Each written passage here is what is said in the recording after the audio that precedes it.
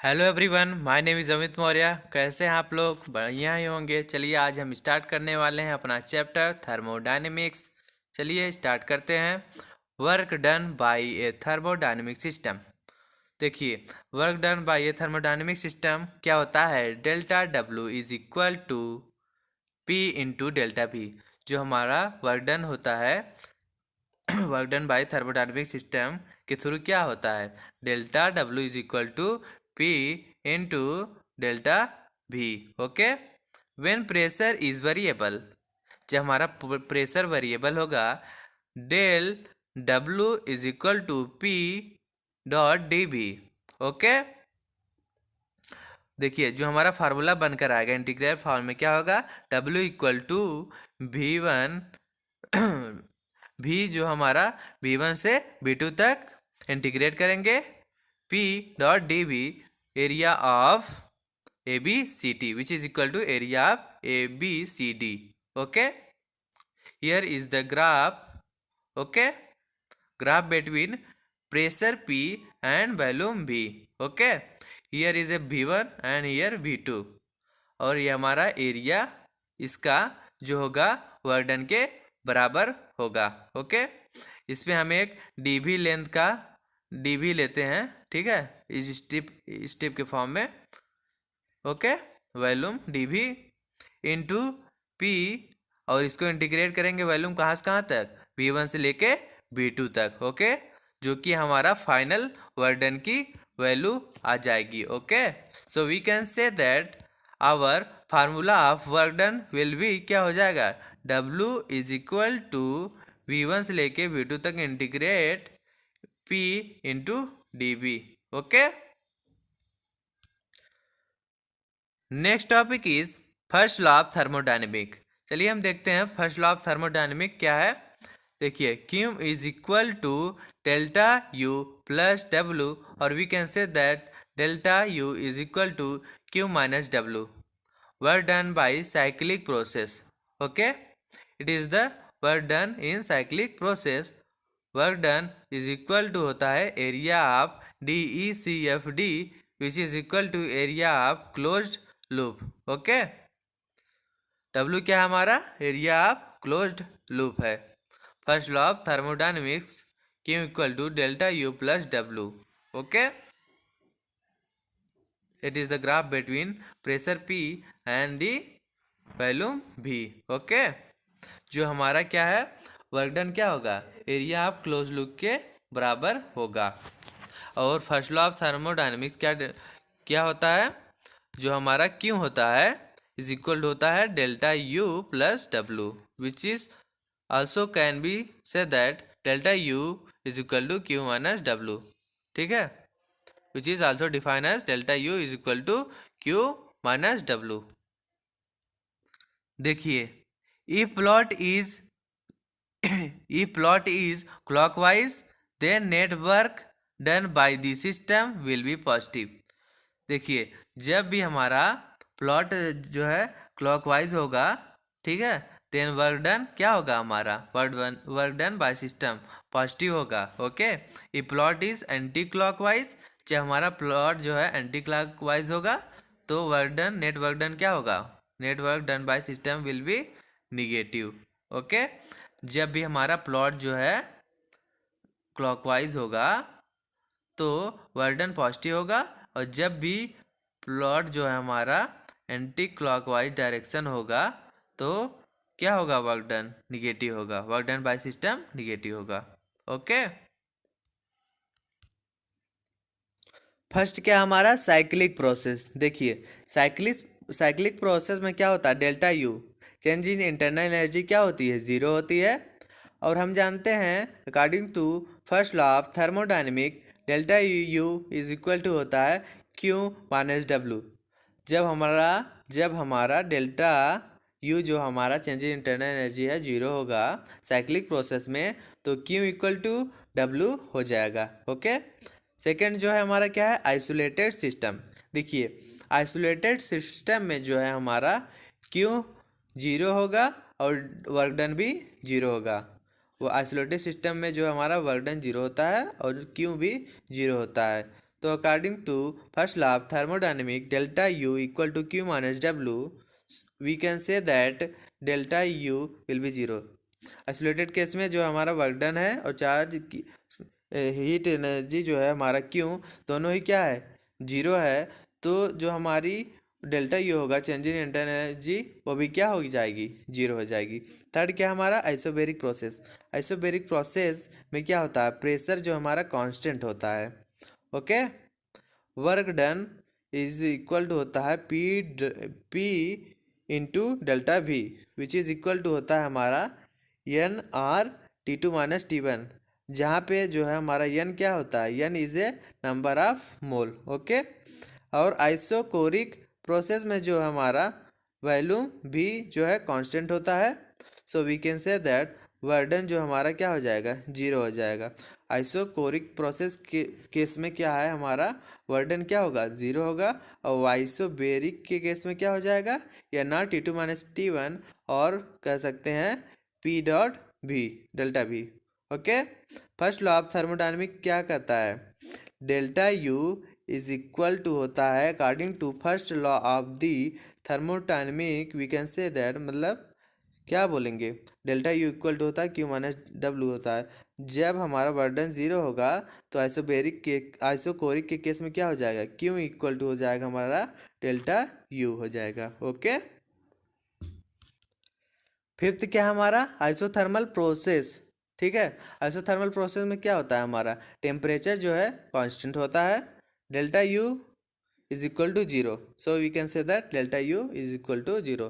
Change in internal energy हमारी क्या हो जाएगी, जीरो हो जाएगी।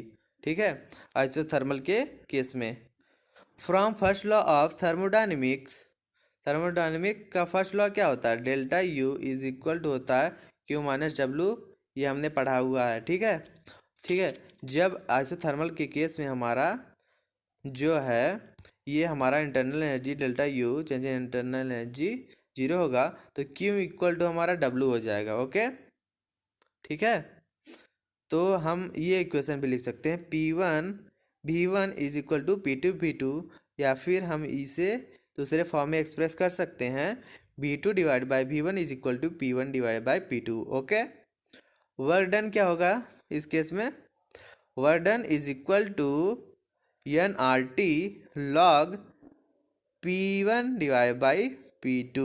Okay, which is equal to N R T log V two divide by V one. Okay, here we also write in form of log base 10 के form में लिखेंगे जब, ये तो हमारा बेस ई के फॉर्म में था। ठीक है, तो हमारा वर्डन क्या हो जाएगा, work done is equal to 2.3026 n R T log base 10 V two divide by V one. और P one P two case में 2.3026 n R T log base 10 P one divide by P to.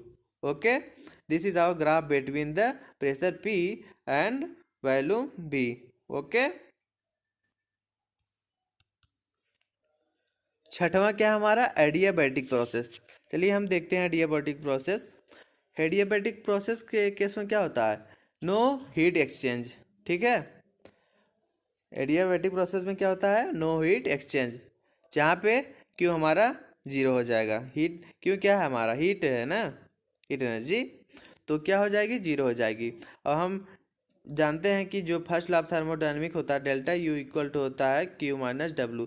जब यहाँ पे Q हमारा zero हो जाएगा तो हमारा जो है चेंज इन इंटरनल एनर्जी क्या हो जाएगा, minus of W. Okay, here also written in slide, देखिए delta U is equal to minus W. Okay, it is express in form P V की power gamma is equal to constant, जहाँ पे gamma की value क्या होती है, C P divide by C B होती है। ठीक है, और express in form of T V की power gamma minus one is equal to constant, और टी और पी के बीच में रिलेशन टी की power gamma divided by P की power gamma minus one equal to constant. Okay, work done in adiabatic process में क्या होता है हमारा, work done in adiabatic process क्या होता है, work done is equal to 1 upon gamma minus one P1 V1 minus P2 V2। Okay, देखिए next work done. मतलब कि अनदर फॉर्म में कैसे लिखेंगे वर्क डन को? Work done is equal to NR divided by gamma minus 1 T1 minus T2। Okay, adiabatic process के case में heat का नो एक्सचेंज होता है। So we can say that जो हमारा डेल्टा यू होगा माइनस डब्ल्यू के बराबर होगा। और ये हमारा पीवी के बीच में रिलेशन है, ये टीवी के बीच में रिलेशन है, और ये हमारा टी और पी के बीच में रिलेशन होता है। इसमें जो है इस रिलेशन के बीच जो है क्वेश्चन हमारे जे मेंस और नीट और आईआईटीज में बहुत सारे आते हैं। ठीक है, तो आप इन इक्वेशन को जो है लर्न करके रखें, ताकि जो भी क्वेश्चन आए आप आसानी से उसे सॉल्व कर सकें। ओके, और वर्क डन पे भी बहुत सारे क्वेश्चन आए हुए हैं। नेक्स्ट टॉपिक क्या हमारा? Specific heat capacities of gases. चलिए हम देखते हैं specific heat capacities of gases. Specific heat C is equal to होता है Q divided by M delta Q। ठीक है, molar heat capacity at constant volume क्या होता है? मोलर हीट कैपेसिटी जो है हमारा एट कांस्टेंट वॉल्यूम क्या होता है? Cv होता है। Molar heat capacity at constant pressure क्या होता है? Cp होता है। रेशियो ऑफ स्पेसिफिक हीट क्या होता है? Cp डिवाइड बाई Cv होता है। ठीक है, इसको हम क्या बोलते हैं गामा को? Ratio of specific heat capacity which is equal to Cp divide by Cv। Relation between Cv and U के बीच में रिलेशन क्या होता है? देखिए delta U is equal to होता है NCV/dt होता है। ठीक है, ये बहुत ही इम्पोर्टेंट टॉपिक है एग्जाम ऑफ पर्पस के थ्रू, जो कि नीट हमारे जैसा हो गया, IITs और JMS, बहुत सारे क्वेश्चंस आए हुए हैं इस पर। ओके, सो इसको आप नोट करके रखिए। Okay, next topic is specific heat of gas mixture. देखिए Cv इज इक्वल टू होता है N1 Cv1 plus N2 Cv2 divide by N1 plus N2। ठीक है, अब Cp का रिलेशन क्या होता है? Cp इज इक्वल टू होता है N1 Cp1 plus N2 Cp2 divide by N1 plus N2। ठीक है, और गामा को क्या हम लिख सकते हैं?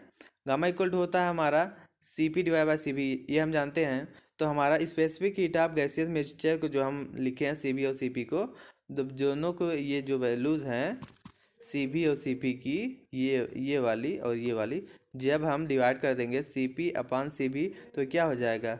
N1 Cp1 plus N2 Cp2 divide by N1 Cv1 plus N2 Cv2।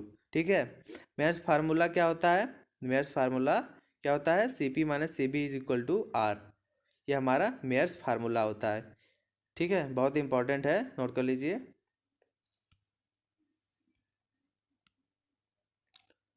Next क्या है? Formula for internal energy. देखिए हम क्या होता है इंटरनल एनर्जी का फार्मूला?